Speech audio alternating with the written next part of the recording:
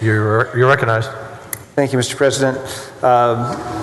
Senator Hughes, thank you for everything you've done to try to make this as accommodating to all the interests as possible. I want to address, this is a First Amendment concern that you have. I know you have religious freedom concerns. One thing about the First Amendment is while we all have a First Amendment right, and that includes corporations have First Amendment rights, we're not immune from the consequences of the exercise of our First Amendment rights. And when we went through our little drill yesterday about it being okay for a governmental entity such as an airport authority not to do business with a group that engages in offensive behavior, and to not do business with a group that funds an organization that engages in offensive behavior, unless it's a religious organization.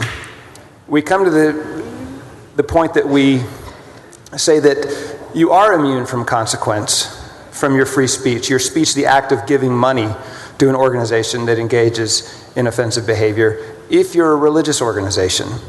And I think that we've come up with sort of a reverse money laundering system for prejudicial behavior, where you take, in a typical money laundering scenario, you take tainted money, drug money, something like that, you put it into a legitimate enterprise, and it comes out clean. And in this case, you take legitimate money, say proceeds from sales of chicken sandwiches, and you put it into a legitimate organization, like a religious organization, that engages in, presuming hypothetically, some sort of offensive behavior.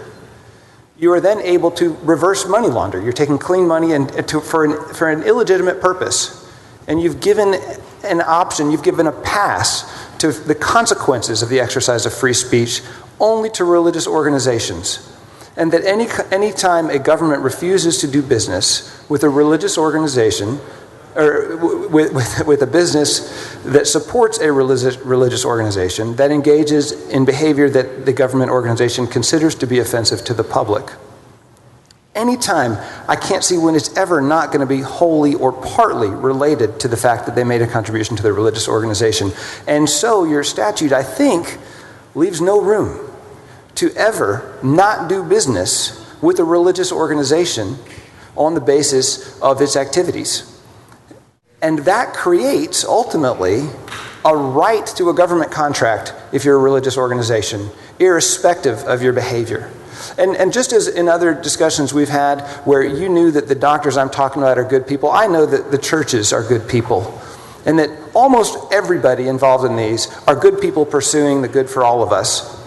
But there is a time when I think it is legitimate for a government to refuse to do business with anybody who supports activities which it deems are offensive and inconsistent with the governmental purpose, whether they're a religious organization or not. And so I think your bill creates a legal problem for all of us, that it does more harm than it does good.